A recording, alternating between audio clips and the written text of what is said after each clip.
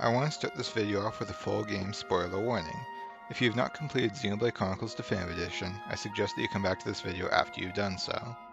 In this video, I'll be covering the current strategy for the free Glitchless category of Shaggy-Dog story. If you want more background on this guide series, I'll have a link in the description to the first video in this series where I talk more about the structure of this series. I'll also have other useful links for mechanics and other general information in the description, as well as a link to the Pastebin with a written version of this build and strategy that I'll be covering in this video. With that out of the way, let's get into the build. So the party that we're going to be running for this TA is going to be Shulk, Dunban, Ryan.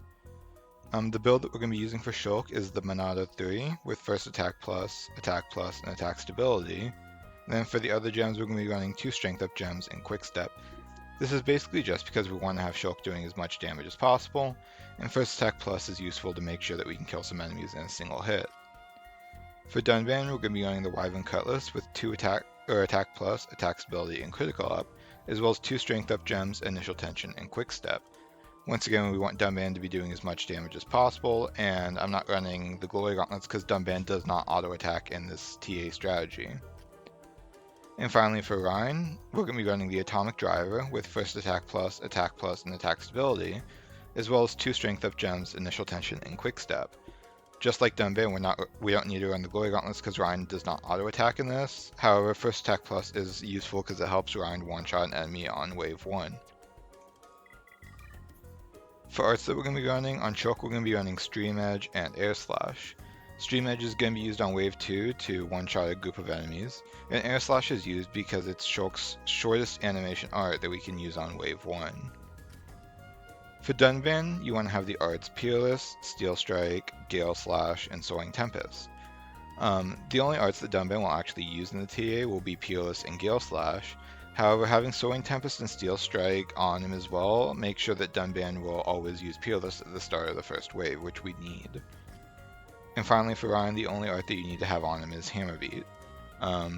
Ryan's AI will have him use Hammer Beat with a very high priority at the start of battle, and we're going to use this to quickly clean up Wave 1.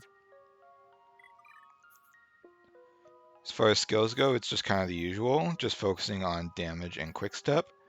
I'll go ahead and scroll through the skills if you want to see specifically what I'm running. And the skills are pretty similar across every character, with Shulk using his critical rate skill tree, and then both Dunban and Ryan using their strength up skill trees. The idea of this is basically just that we want to be dealing as much damage as possible with every character, and this is pretty much the best setup that you can have to do that. With all that out of the way though, let's go ahead and get into the video review section of this video. So in this section of the video, I'm going to be talking through my current PB as of the time of recording this. So what we're going to want to do on wave 1 is we're going to want to run up to the Orluga, use Air Slash, then focus our allies onto the Dinos that is closest to Ryan. We're then going to want to stay within range of Dunban to get the buff from Peerless. Then as Ryan starts to use Hammer Beat, focus our allies onto the other Dinos.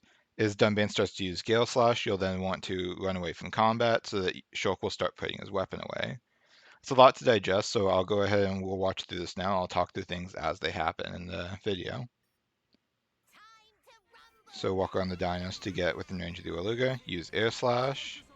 I've focused them onto the Dinos here that is next to Ryan, so that Ryan will Hammer Beat it right away. Then I stick around to get the Peerless buff. Ryan is using Hammer Beat, so I switch the targeting onto the other Dinos and start walking towards where Wave 2 is going to spawn.